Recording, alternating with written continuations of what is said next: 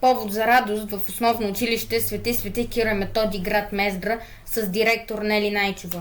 Ученичката Венеса Стоянова от 7 А клас с класен ръководител Красинка Николова е с най-много точки на националното външно оценяване в 7 клас по български език и литература и по математика.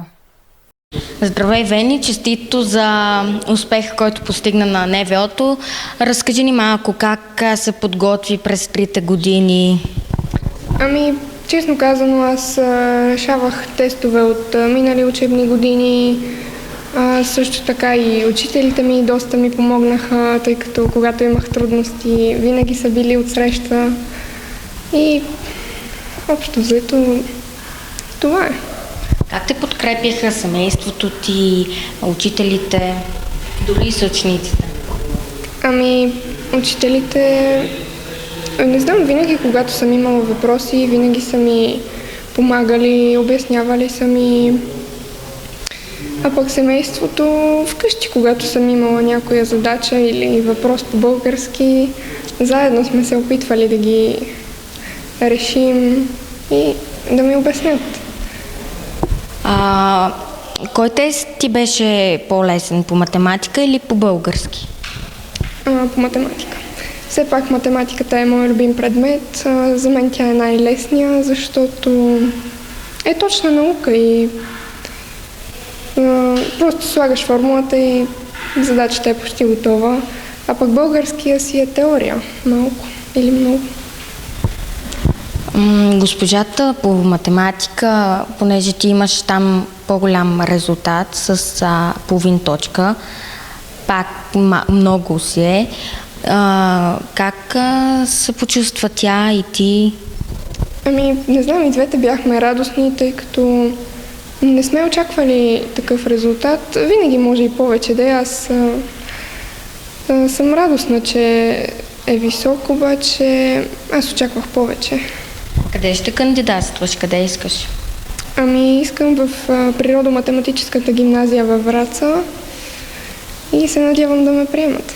Благодаря много, успех за напред. Благодаря. Здравейте, поздравления за успеха на дъщеря ви. Разкажете ни малко как се почувствахте вие и семейството, като видяхте резултата. Здравейте от мен. Изключително горда съм, че моята дъщеря е постигнала такива високи резултати и по двете дисциплини, и по български език и литература, и по математика. За нас е изключителна гордост за цялото семейство, за училището и за всички като цяло. Как я подкрепяхте по време на НВО-то?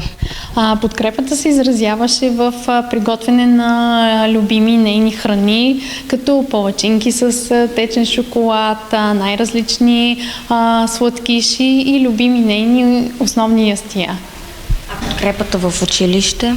Подкрепата в училище бях оставила на нейните учители, които според мен си свършиха отлично работата и бях поверила изцяло доверието на тях. Разкажете първо с българския. Разкажете как се подготви вашият клас и най-вече Вени. Подготовката за НВО в 7 клас, не случайно учениците получават свидетелство за завършено основно образование, е базова за гимназиален етап. Вени е радост и благодат за всеки колега учител, защото тя е изключително трудолюбива, старателна, изключително отговорно подхожда към поставени задачи и това, което е от 5 до 7 клас, се вижда като резултат на НВО. Само ще вметна, че Вени тази година е и на 4-то място на областен кръг по български език и литература, което също е огромно постижение за нея, защото който ходи на Олимпиада по български език и литература знае, че там задачата е отговор на литературен въпрос или на нравствен въпрос. Така че Вени не съм я подготвила само аз, а колегата в 6-ти клас, който е работил с нея също, има принос, но разбира се най-голямата заслуга е на самата Вени. Ние сме били, как да се каже, само коловозчето, в което тя успешно се движеше, ние само я насочвахме и така сме стигнали до крайната гара. Отличен резултат на НВО. Към госпожата Спри да събрате малко Вени как се справя по математика, по състезания, знаем, че участва. С Вени сме били заедно 3-те учебни години, 5, 6 и 7 клас. Тя винаги е била чудесният човек, с който да работиш. Изпълнителна, домашни, дори много пъти съм казвала това, което аз го кажа, по същия начин излиза и от нейните уста. Толкова удоволствие просто да работи с такъв човек. И накрая, ето го и резултата, получава си отличната оценка. Пожелаваме и все така да е и още много, много успехи да има. Друго. Вени, какво ще пожелаеш на бъдещите седмокласници? Бих им казала да не оставят ученето за последния момент. Също така да започнат да се подготвят от по-ранен етап и това. Новините на Мездра пожелаваме успехи за напред на Венеса.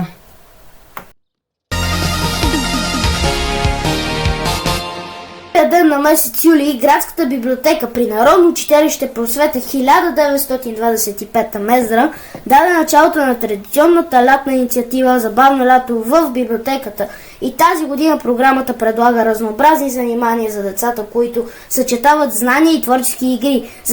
Заниманията ще се проведат всеки понеделник, сряда и петък от 9 до 11 часа. Понеделниците са посветени на четенето и срещите с любими литературни герои. Сряда е за история и география, а петък за творчески работилници, рисуване, писане на приказки и забавни игри. Целта на инициативата е през летните месеци най-малките да прекарват свободното си време полезно да развиват въображението си, любовта към книгите и да откриват нови знания в приятелската си вдъхновяваща атмосфера.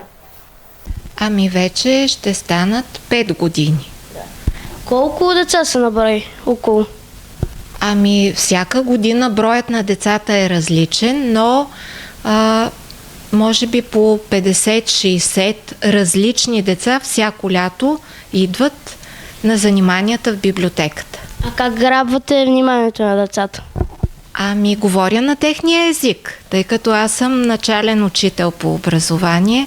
Мисля, че това, което докосва децата, е начина, по който им поднасям информацията. Независимо дали е за автори, дали е за исторически събития, дали е за някакви открития, поднасям под формата на приказка и по забавен за тях начин, така че да го запомнят. А на каква възраст са децата?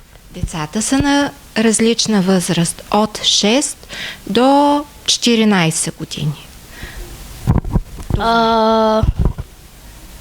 Колко време продължава един урок?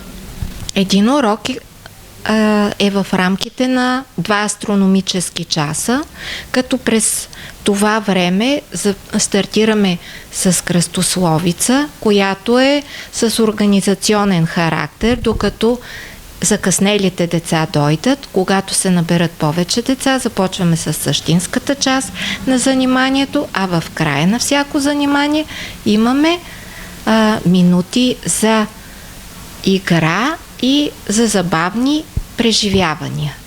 Днешната тема на нашата арт-работилница е да изработим нещо за своя приятел, защото, както казваше лейди Даяна, която беше родена на 1 юли, най-голямата болест на днешното общество, че хората не се чувстват обичани.